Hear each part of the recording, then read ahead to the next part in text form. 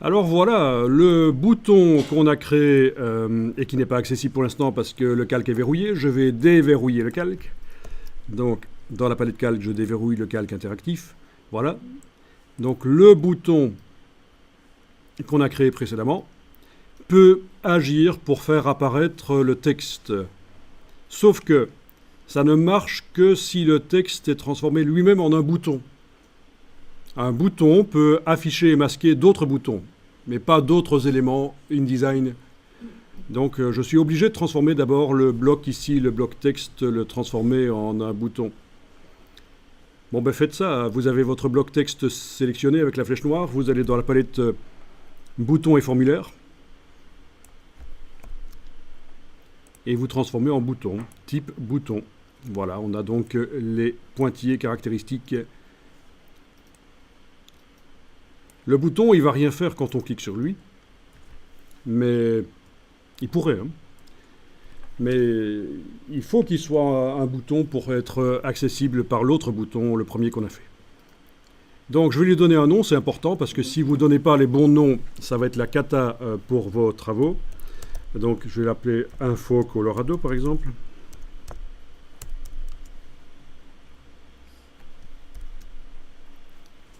Voilà.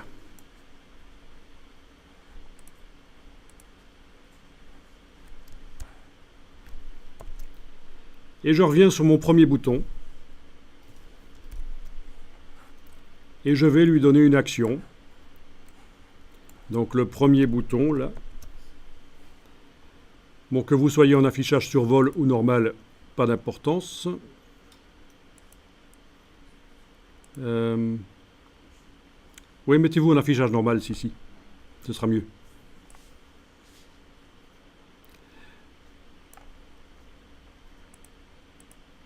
Affichage normal, voilà, oui. Script d'action, vous allez chercher afficher et masquer les boutons et formulaires. Alors ça, c'est donc tous les scripts qui sont possibles, il est possible de mettre sur des boutons.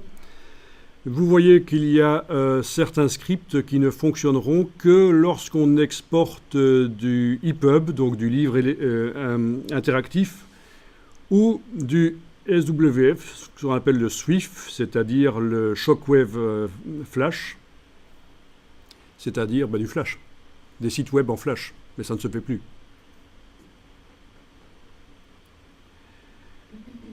Donc,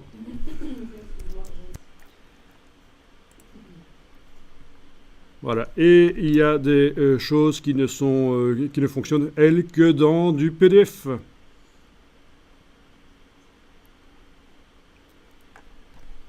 Bon. Mais de toute façon, ce qu'on veut utiliser ici fonctionne dans tout. Donc c'est afficher, masquer les boutons et formulaires. Voilà. Mais donc dans ce cas-ci, ça va être afficher et masquer des boutons. Donc une fois que vous avez cette action masquer les boutons, afficher les boutons qui a été mise sur le bouton ici, vous allez devoir choisir qu'est-ce que ça fait quand on relâche. Oui, quand on relâche le bouton de la souris.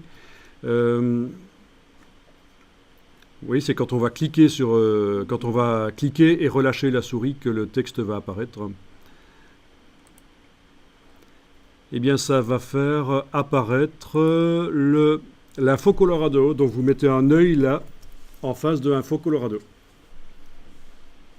Et vous mettez rien ici. Ici, la liste de tous les boutons de la page apparaît. Donc, c'est la liste de tous les boutons de la page. Et le premier bouton qu'on voit là, bouton Colorado, c'est évidemment celui que je suis en train de paramétrer. Donc, on ne fait rien sur lui. Le bouton ne fait rien sur lui-même, donc on laisse la croix. Par contre, il fait apparaître Info Colorado.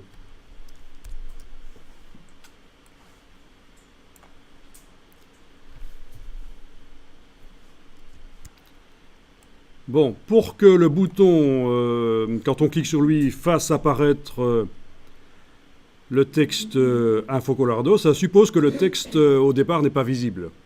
Donc il faut qu'on retourne maintenant sur le bouton texte là. Voilà. Et qu'on coche l'option ici, masquer jusqu'au déclenchement. masqué jusqu'au déclenchement. Ça veut dire qu'au départ, quand le document on va l'ouvrir, le texte ne sera pas visible, il sera seulement visible quand j'irai faire une action qui le rend visible, c'est-à-dire aller cliquer sur le bouton là.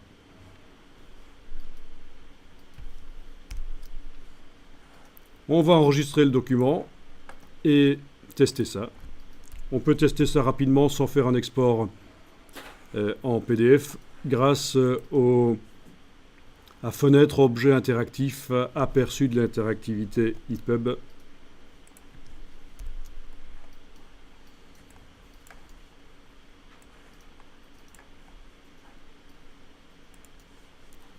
Voilà, ça fonctionne. Donc, mais si vous voulez réessayer, vous relancez avec le petit bouton lecture ici. En bas de la palette aperçu de l'interactivité EPUB.